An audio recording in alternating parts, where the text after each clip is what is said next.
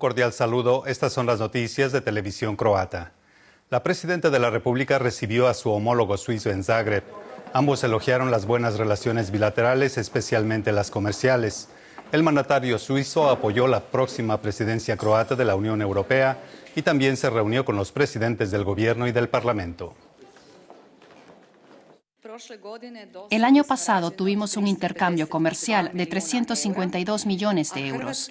Las exportaciones croatas a Suiza también han aumentado más del 15% en los primeros 8 meses de este año, por casi 140 millones de euros, mientras que las importaciones de Suiza son de 103 millones de euros. Croacia merece todo el apoyo de Suiza y, en mi opinión, también de la Unión Europea. Aplaudiríamos sinceramente la entrada de Croacia en la zona Schengen porque es importante para Europa. Tiene un papel importante en esta parte de Europa y, lo que es más importante, cumple con sus requisitos muy bien. En una conferencia sobre la presidencia croata de la Unión Europea, el premier dijo que es una oportunidad para fortalecer la posición y el papel de Croacia en Europa. Hablando sobre la migración ilegal, dijo que Croacia eligió fortalecer a la policía fronteriza en lugar de levantar una valla en sus fronteras.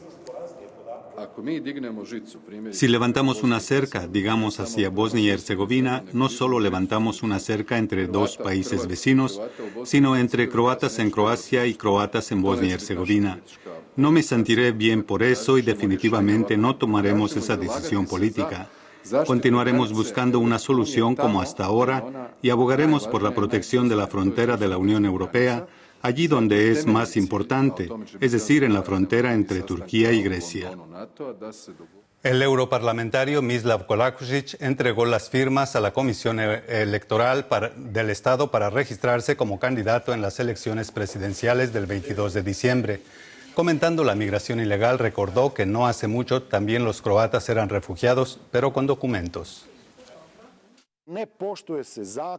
La ley de control fronterizo no se respeta. Establece explícitamente penas de cárcel y multas severas para todo aquel que cruza ilegalmente la frontera. Eso no está sucediendo y debe cambiar. Después que los maestros de primaria y secundaria rechazaron la última oferta del gobierno sobre el aumento salarial, fue realizada sin éxito una nueva ronda de negociaciones entre los sindicatos y el gobierno. La huelga continuará hasta que se encuentre una nueva solución. Por su parte, los sindicatos de empleados estatales y el gobierno firmaron el contrato colectivo de trabajo. Incluye un aumento salarial del 6% y aumentos en las bonificaciones y en el índice de pensión. Sin embargo, los sindicatos esperan negociar los coeficientes salariales el próximo año. De esta manera, mediante un acuerdo constructivo y de calidad, posibilitamos el aumento salarial y los beneficios materiales para el próximo año. Y, obviamente, en el contexto del diálogo social, continuaremos las conversaciones el próximo año sobre cualquier problema que surja. En la Fiscalía del Estado de Osijek fueron levantados cargos de crímenes de guerra contra 7 ex paramilitares serbios por haber asesinado a la niña Martina Štefančić, a su abuela Bernardica y por haber herido a Željko Štefančić. Recordamos que más de 400 niños fueron asesinados y 1.200 resultaron heridos durante la agresión serbia sobre Croacia. Cuando abrí la puerta no me preguntaron nada, simplemente comenzaron a disparar. Llevaron a mi madre y a mi sobrina a la sala. Escuché disparos y fue entonces cuando vi a mi madre ensangrentada desplomarse contra la pared y a mi pequeña sobrina recostada boca abajo a sus pies. El 25º aniversario de la Operación Invierno 94 fue conmemorado en Split. En esta operación clave de la Guerra Patria fueron liberados 200 kilómetros cuadrados de territorio y fue vital para el éxito posterior de la Operación Oluja y la liberación de Knin en 1995.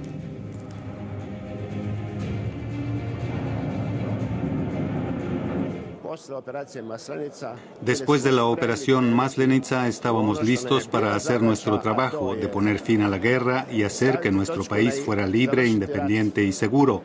Y así es como vivimos hoy.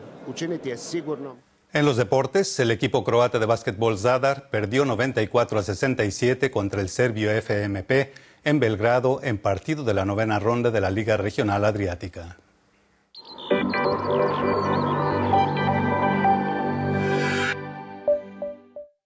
Este sábado estará parcialmente soleado con nublados pasajeros. Por la noche y la mañana puede haber lluvias en Dalmacia y el este, y por la tarde se despejará. Soplarán vientos de ligeros a moderados del norte y del noroeste. En el Adriático soplarán vientos de moderados a intensos del noreste que pueden ser tempestuosos en la zona del Velebit.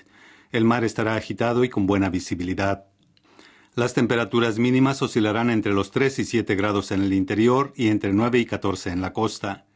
Las máximas variarán entre 4 y 9 en la zona continental y entre 13 y 16 en la franja costera. En el interior el domingo estará parcialmente soleado con niebla, escarcha y frío. El lunes estará nublado y lluvioso. La lluvia por el frío se transformará en aguanieve y nieve, primeramente en las zonas altas y posteriormente también en las bajas. Desde el martes el tiempo se tranquilizará y estará más frío. En el Adriático, el domingo aumentarán los nublados y habrá lluvia, primeramente en el norte, y el lunes también en el resto de la costa. En algunas partes puede ser intensa. El martes se despejará. El lunes soplarán vientos del sudeste que cambiarán por vientos intensos del noreste, primero en el norte y desde el martes en el resto del litoral. Estará más frío.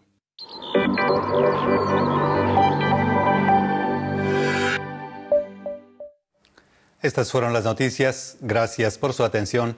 Hasta la próxima.